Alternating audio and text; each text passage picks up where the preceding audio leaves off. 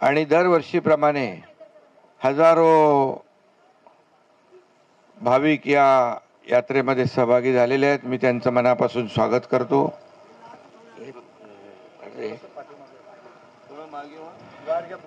हिंदू हृदय सम्राट बाळासाहेबांच्या आदेशानुसार धर्मवीर आनंद दिघे साहेबांनी सुरू केलेली ही मलंगड यात्रा आजही अखंडपणे सुरू आहे. आणि आपण म्हणतो हिंदूंची वहिवाट हीच मलंग मुक्तीची पहाट ठरेल. आणि त्याच दिशेने आपली वाटचाल सुरू आहे. यावर्षी फेनिक्युलर सुरू झालेली आहे आणि ज्या लोकांना मलंगनाथाचं दर्शन घेण्याची इच्छा असताना देखील एवढा पायी प्रवास करणं शक्य नसल्यामुळे ते दर्शनापासून वंचित होते. परंतु यावर्षी पहिल्यांदाच फेनिक्युलर सुरू झाली आहे. अनेक लोक गेले वरते. यावर्षी हजारो भाविक मलंगनाथाचे भक्त धर्मवीर आनंद दिघे साहेबांचे पायी सगळेच जण बाळासाहेबांची विचारधारा घेऊन पुढे जाणारे लोक या यात्रेमध्ये मोठ्या प्रमाणामध्ये सहभागी होतील. आणि यात्रा ही आजची सगळ्यांसाठी सुखकर होईल अशा मनापासून मी शुभेच्छा देतो. आणि सगळ्यांनीच यावेळेस आपल्याला पायी जायचं नाही आहे. फेनिक्युलरमध्ये बसून जाण्याची संधी आपल्याकडे आहे.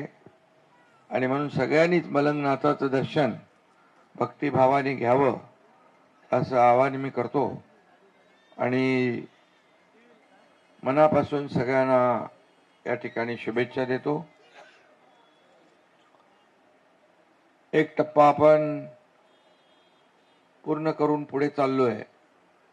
आणि ज्या काही जे प्रयत्न आपले सुरू आहेत त्याला हळूहळू यश मिळेल.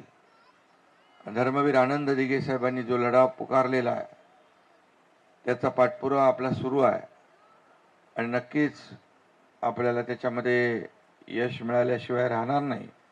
मी आपल्या सगळ्यांचं मनापासून स्वागत करतो. हे आपल्या महापौर उल्हासनगरच्या महापौर निकमताई देखील इथं आहेत.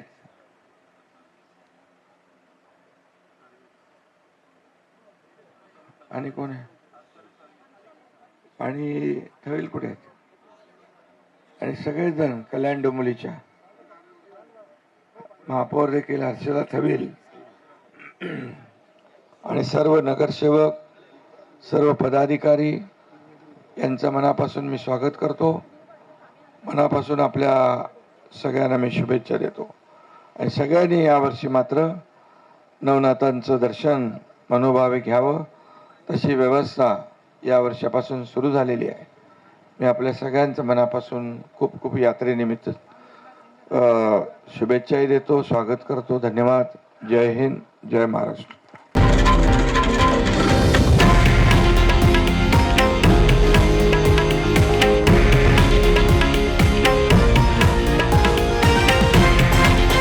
हे आहे देशातील नंबर 1 न्यूज नेटवर्क आणि आपण पाहत आहात TV9 मराठी, एकमेव.